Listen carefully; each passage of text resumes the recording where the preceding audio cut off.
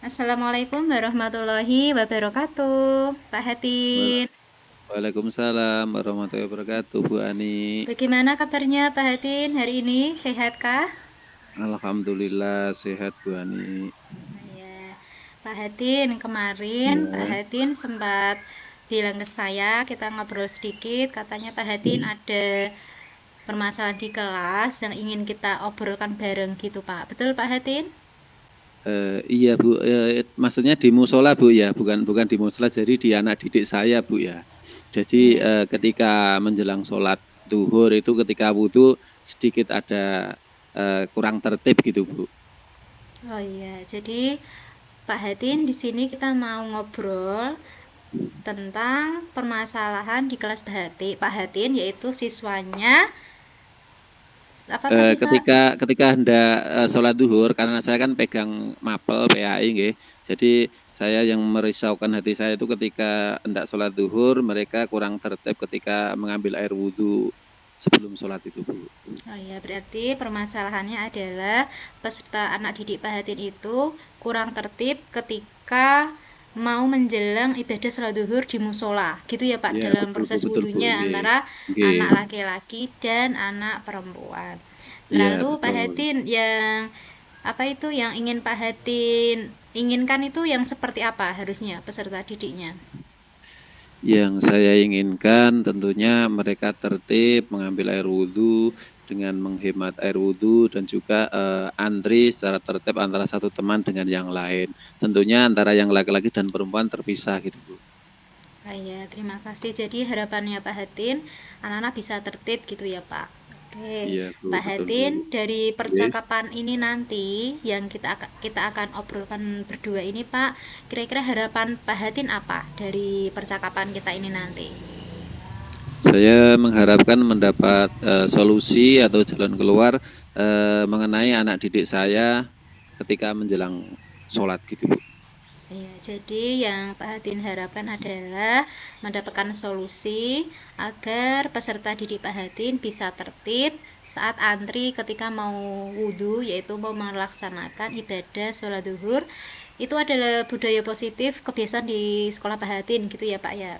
Iya, betul, Bu. Oke, baiklah Pak Hatin. Kira-kira ini Pak Hatin kan tadi permasalahannya peserta didiknya tidak tertib ketika mau wudhu, mungkin saling berebut atau rame. Nah, yang dikehendaki Pak Hatin itu adalah anak-anak bisa tertib. Nah, lalu Pak Hatin kira-kira Pak Hatin punya solusi atau punya gagasan bagaimana caranya agar peserta didik Pak Hatin ini bisa sesuai dengan yang Pak Hatin harapkan, bisa tertib, bisa disiplin, bisa tidak bergurau dengan temannya, bisa kegiatan ibadahnya berjalan dengan baik.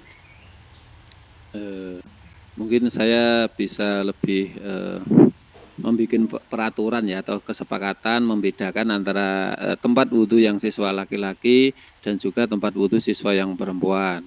Kemudian mendahulukan kelas yang bawah. Jadi misalkan dari kelas 3, baru kelas 4, baru kelas 5, baru kelas 6 sehingga yang siswa yang besar, yang lebih dewasa itu lebih mengalah seperti itu kira-kira, Bu. Ya, mungkin tadi yang pertama apa bisa diulangi lagi Pak? Yang pertama membedakan antara tempat wudhu yang laki-laki dan perempuan. Jadi yang perempuan di sebelah barat, yang sebelah timur untuk yang laki-laki. Oke. Ini sangat penting karena biar tidak saling membatali. Kemudian membuat peraturan bahwa siswa yang keluar lebih dulu, misalkan dari kelas bawah, itu yang diprioritaskan yang lebih kecil dulu, tentunya seperti itu.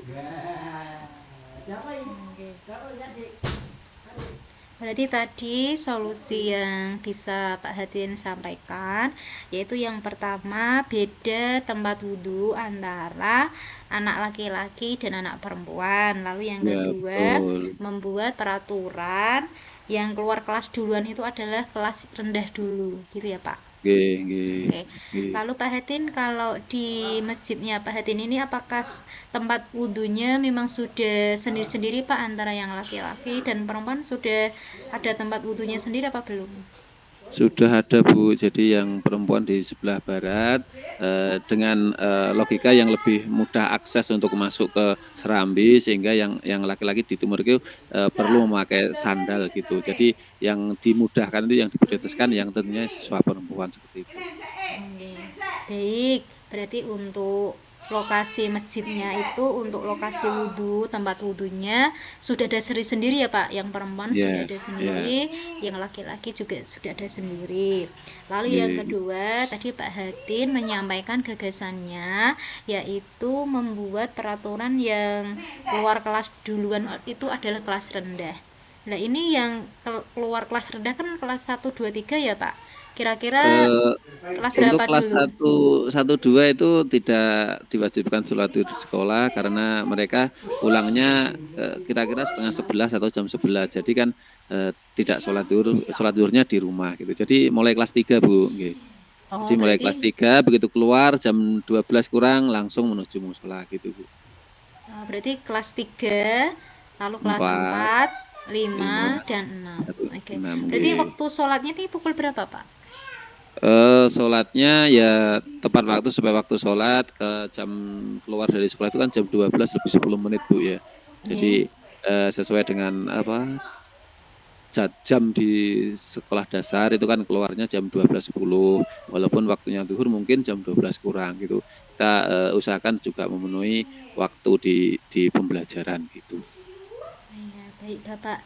Tadi saya bisa rangkum, yaitu ada dua solusi yang Bapak sampaikan agar anak-anak bisa tertib dalam berwudu, yaitu yang pertama mengkondisikan anak-anak agar wudhunya sesuai dengan tempat wudhunya, baik yang laki-laki di tempat wudhu yang laki-laki, yang perempuan Oke. wudhunya di tempat wudhu perempuan. Lalu yang kedua membuat peraturan bahwa yang keluar dulu adalah kelas 3, jadi tidak semuanya langsung keluar gitu ya Pak ya, berarti kelas 3 Iya, dulu, nanti kelas iya. 4, kelas 5 dilanjutkan dengan kelas 6.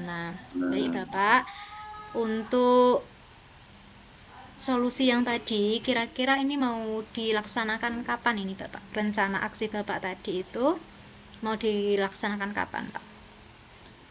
bisa saya laksanakan mulai besok pagi karena besok pagi hari Selasa sehingga bisa langsung saya laksanakan karena program sholat zuhur itu dimulai dari Senin sampai Kamis Bu nggih. Untuk Jumat Sabtu tidak ada sholat zuhur di sekolah gitu. Jadi mulai insya Allah hari Selasa besok.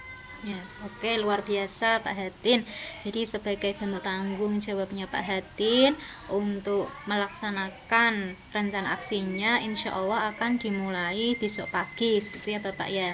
Oke, Ya. Bapak, apakah rencana aksi ini Bapak ini tentunya belum disampaikan kepada rekan sejawat juga ya Bapak? Apakah sudah?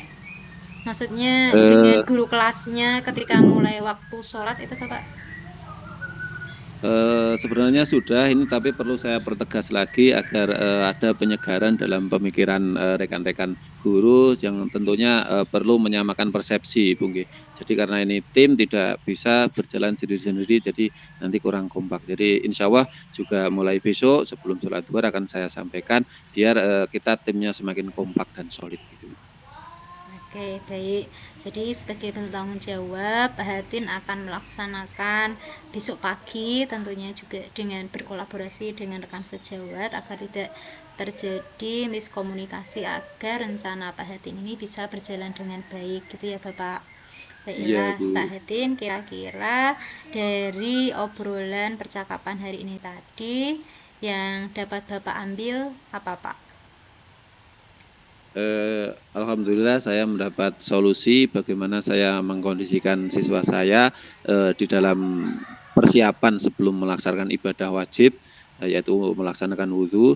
Yang kedua, saya memiliki pemikiran yang pencerahan dari panjenengan di dalam bagaimana saya melangkah menentukan strategi-strategi untuk mengatur anak didik saya. Itu Bu, terima kasih. Nah, ya. Baiklah Pak Hatin, Alhamdulillah kalau pembicaraan kita ini ada manfaatnya. Sebagai tindak lanjutnya, mungkin kita bisa obrolkan lagi Bapak, mungkin Iya, Bu. seminggu ke depan, 1 pekan setelah Bapak melaksanakan rencana aksi Bapak tadi, apakah sudah berjalan sesuai dengan harapan Pak Hatin. kita akan obrolkan lagi. Saya berharap semoga peserta didik Bapak, terutama yang laki-laki dan perempuan, ketika menjelang sholat duhur bisa tertib dalam melaksanakan wudhunya. Yang perempuan ya di tempat yang perempuan, laki-laki juga bisa di tempat laki-laki. Terus tadi rencana aksi Bapak yang membuat peraturan tentunya sudah dikomunikasikan dulu dengan wali kelasnya untuk keluarnya tidak bersamaan, dimulai dari kelas 3 dulu, dilanjutkan dengan kelas 4, lalu dilanjutkan dengan kelas 6, 5 dan 6 bisa berjalan dengan baik. Luar biasa sekali Pak Hatin.